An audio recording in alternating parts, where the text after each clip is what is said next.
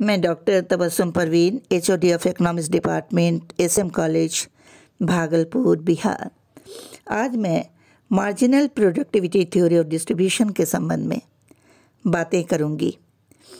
किसी भी देश का नेशनल इनकम उस देश के उत्पादन के साधनों के सहयोग से ही प्राप्त होता है। तो साधन की कीमत का डिटर्मिनेशन करना बहुत ही ज़रूरी है और इसके लिए एक अलग सिद्धांत की भी आवश्यकता है। यहाँ पर कमोडिटी प्राइसिंग और फैक्टर प्राइसिंग दोनों पर विचार करने की ज़रूरत है।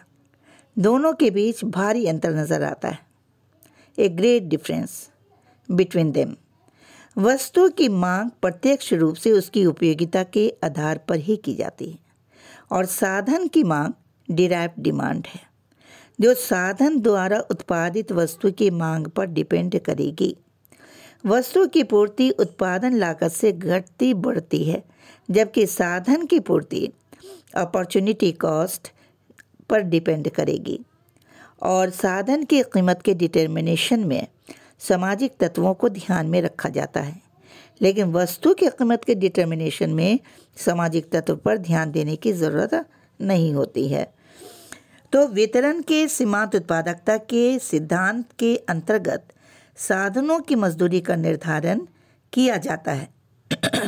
यह सिद्धांत इस समस्या का समाधान आसानी से करता है कि साधन की मजदूरी किस प्रकार से निर्धारित की जाए, और इस सिद्धांत को प्रतिपादित करने वाले कई इकोनॉमिस्ट हैं, जैसे JB Clark, Wicksteed, Walras, Shrimati Joan Robinson, JR Hicks. ये सारे इकोनॉमिस्ट ने साधन की कीमत के निर्धारण का अध्ययन किया है। तो यहाँ पर हमको देखना है कि सीमांत उत्पादकता का सिद्धांत हमें ये बताता है कि साधन की कीमत का निर्धारण साधन की उत्पादकता से ही होगा। जो साधन जितना ज़्यादा ही आपको, जिसकी उत्पादकता ज़्यादा होगी, उसकी कीमत ज़्यादा होगी।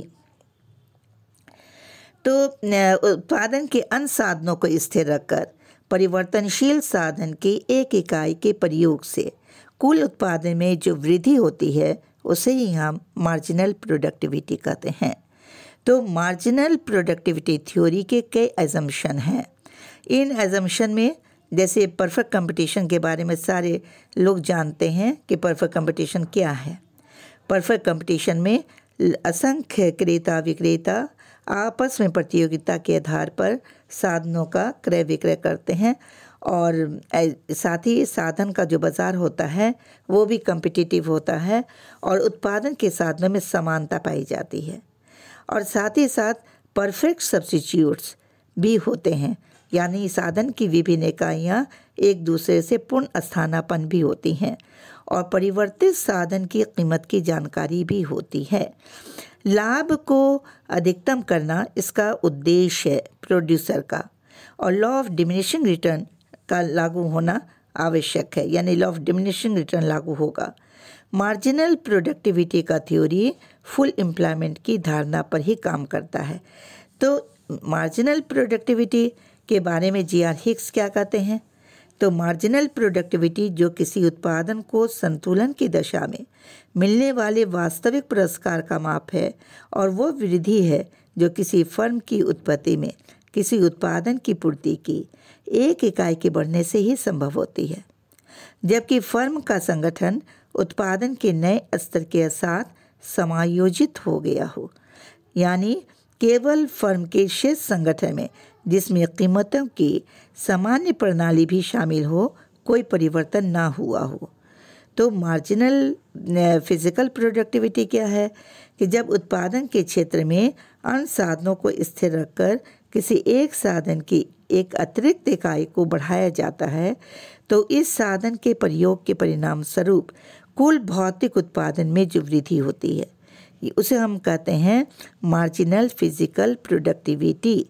तो यहाँ पर लॉ ऑफ वेरिएबल प्रोपोर्शन और लॉ ऑफ डिमिनिशिंग रिटर्न दो नियम के बारे में जानेंगे। हम यहाँ पर देख रहे हैं कि उत्पादकता बढ़ती है और बढ़ती चली जाती है और मैक्सिमम पॉइंट पर चली जाती है, और इसके बाद MPP गिरना शुरू हो जाता है। जैसे OX पर साधन की मात्रा को और OY पर सीमांत भौतिक उत्पादन को दिखाया गया है। तो हम यहाँ पर देख रहे हैं कि ए पॉइंट से एम पॉइंट तक मार्जिनल फिजिकल प्रोडक्टिविटी बढ़ रही है और एम पॉइंट से मार्जिनल फिजिकल प्रोडक्टिविटी घट गई है।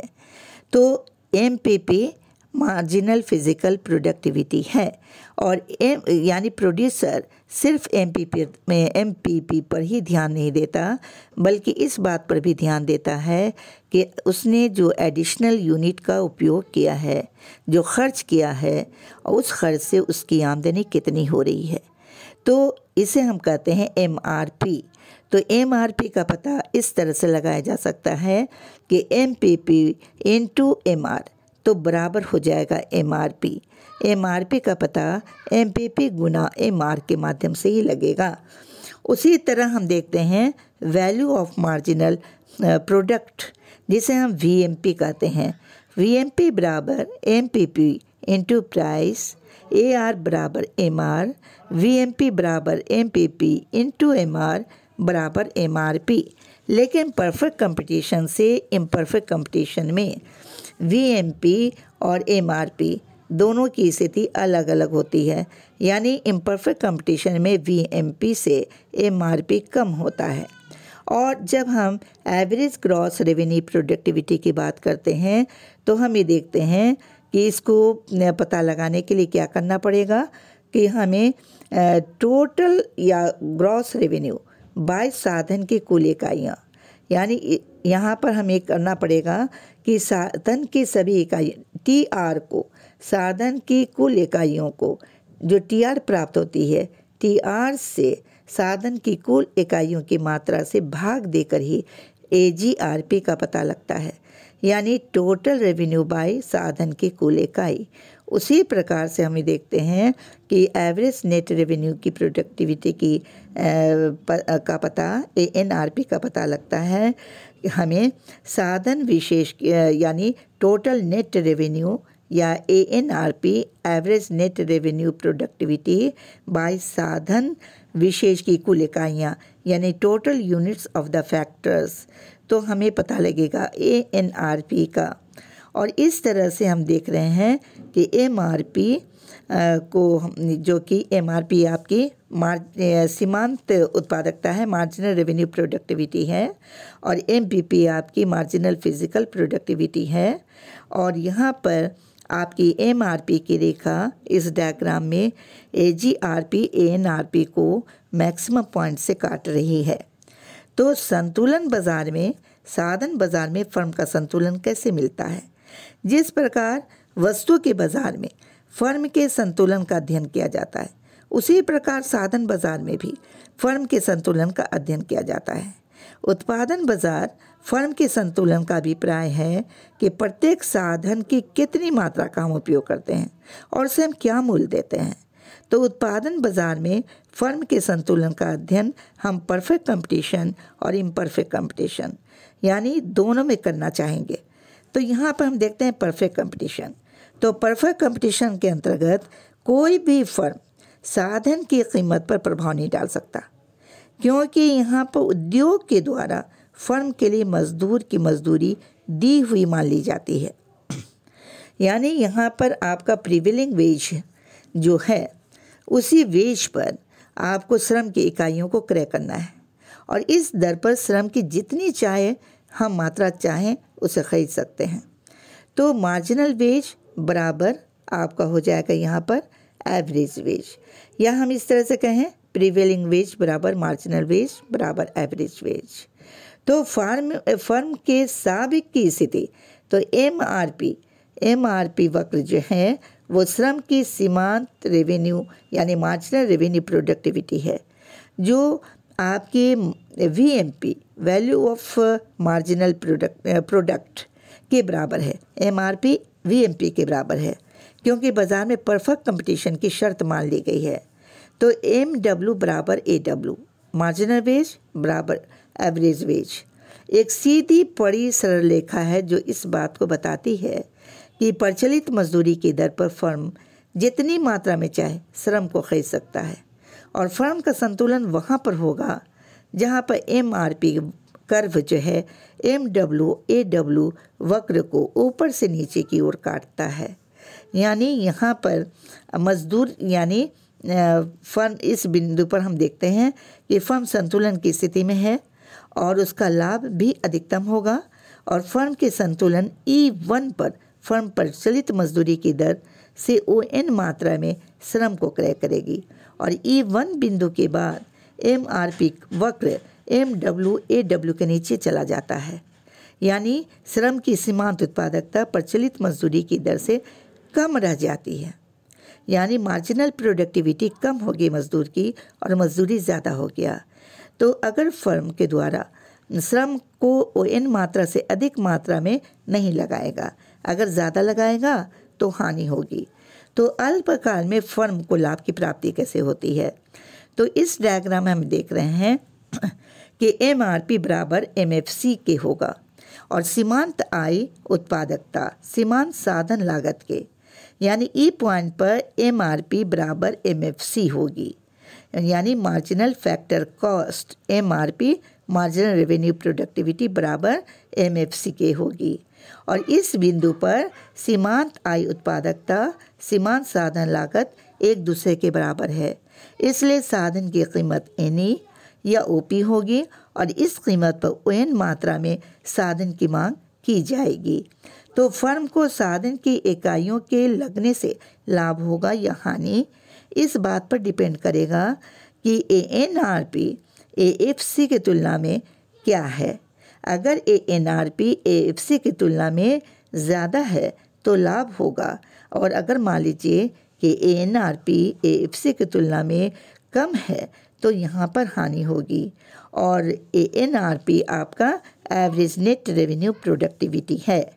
तो दीर्घकाल में हम देखें कि किस तरह से normal profit in long period, तो हम ये देखते हैं कि यानी दीर्घकाल में यानी AFC MFC के बराबर है और E पॉइंट पर ANRP MRP के बराबर है। यानी MFC का मतलब यानी मार्जिनल रेम्यूनरेशन है और इसे हम देखते हैं E पॉइंट पर MRP बराबर MFC ANRP बराबर AFC। यानी साधन की कीमत NE या OP निर्धारित होती है और इस लाभ पर फर्म के द्वारा साधन की ON मात्रा की मांग की जाएगी और फर्म को क्या मिलेगा? Normal profit in long period. तो साधन बाजार में अपूर्ण प्रतियोगिता में फर्म का संतुलन क्या होता है? जब हम लेबर मार्केट में अपूर्ण प्रतियोगिता की स्थिति तब पाई जाती है जब श्रम बाजार में श्रम का एक ही क्रेता होता है और इस स्थिति को हम कहते हैं मोनोपोली की स्थिति। और इस स्थिति में एक अधिकारी क्रेता मजदूर की दर को प्रभावित कर सकता है। अगर श्रम की मांग बढ़ती है तो उसे अधिक मजदूरी देनी पड़ सकती है और अगर मान लीजिए कि ऐसी स्थिति में एवरेज वेज कर्व और मार्जिनल वेज कर्व बाएं से दाएं को ऊपर की ओर चढ़ता हुआ नजर आएगा और यहाँ पर हम देख रहे हैं कि मार्जिनल वेज कर्व सीमांत आय उत्पादकता वक्र MRP कर्व को E पॉइंट पर काट रहा है। यहाँ औसत मजदूरी यानी AW OP या NE1 सीमांत आय EN से कम है, EN से कम है। इसका यह अर्थ हुआ कि मजदूर की सीमांत उत्पादकता अधिक होने पर भी मजदूर को औसत मजदूरी कम दी जा रही है। कम मजदूरी इस बात का प्रमाण है कि बाजार में जब अपूर्ण प्रतियोगिता होती है तो सेवा योजक एकाधिकार का लाभ उठाते हुए श्रमिकों को उनकी उत्पादकता से कम मजदूरी देकर उनका शोषण करते हैं और ऐसी स्थिति को क्रय एकाधिकार शोषण कहा जाता है।